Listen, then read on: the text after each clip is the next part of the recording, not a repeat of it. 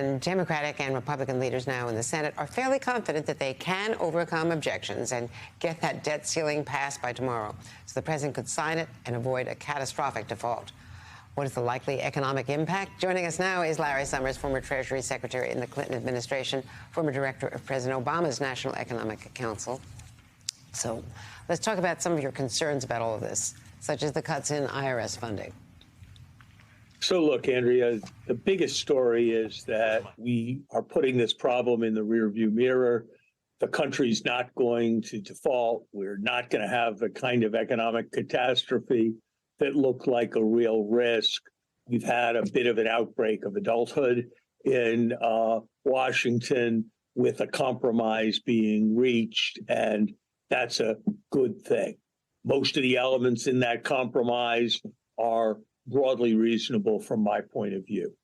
Where I have a grave concern is with the cutback in the resources for the IRS. The IRS has been profoundly underfunded for about a decade now. That's meant they haven't been able to answer the phones. At one point, there were 25 million returns stacked up in cafeterias with the return unopened, and so refund checks delayed. And we weren't enforcing the law against people who were cheating. Some significant number of people, 100 or so, who had incomes over $10 million and had not filed a tax return, weren't even audited or looked at within the 3-year statute of limitations. And so one of the best things that the Biden administration had done was put in place a program to, over a decade, fix all of that, start collecting the taxes that we owed. Every expert agreed that it would substantially reduce the budget deficit, that it would create a more morally and legally legitimate tax code by particularly going after wealthy taxpayers who, frankly, were cheating on their taxes. And it would raise revenue at a time when that's something we very much need, given the scale of the budget deficit. And unfortunately, this agreement takes away 25% of that much needed funding. Now, hopefully that after a few years, that funding can be restored. But that's an aspect of this agreement that I really do think was pretty profoundly irresponsible. I wish the Republicans had not pushed for it so hard, had not been so insistent on it, frankly, had not been so demagogic about the IRS. And I wish that President Biden and his team had not acceded to it. But overall, this is a good agreement. You're absolutely right about the demonization of the IRS over the last couple of years has been pretty striking, without any kind of, substantive explanation for it. Look, Andrea, on the IRS building is inscribed a quotation from Supreme Court Justice Oliver Wendell Holmes. Taxes are what we pay for civilization.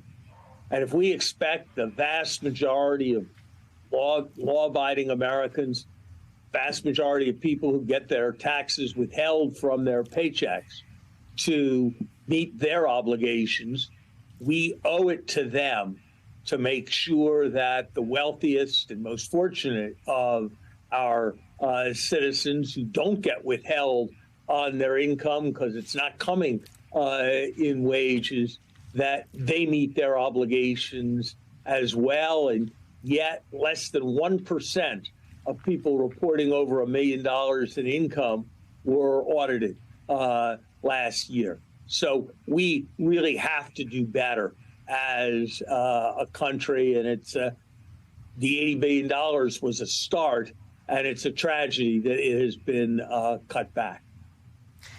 Now, on the debt ceiling, it looks as though they are coming together, that the Senate leaders at least think that they can get this thing through. Do you think, despite the warning from one of the three major rating agencies, do you think that the U.S. can avoid a downgrade, which would be so much more expensive just because of the messiness of the process leading up to this? I would guess we will avoid a downgrade, and if we don't avoid a downgrade, it will say more about the rating agency than it will about the creditworthiness of the United States. So I think we've managed this in a way where our problem is not going to be this political crisis. Our problem is going to be our problem, which is that if you project forward revenues and you project forward expenditures, expenditures are a lot greater than revenues. And that's even on really optimistic assumptions. The CBO says, Andrea, that by 2033, the deficit's going to reach 7% of GDP. And they assume that defense spending as a share of GDP is going to fall by a lot. I think you and I, looking at what's happening in Russia, looking at what's happening in China, around the world, would expect defense spending to rise. CBO thinks that the one-year Treasury is going to average 2.3 over the next decade. Right now, it's running at 5. It may come down from 5, but I don't think it's coming anything like all the way down to 2.3 on average over the next decade.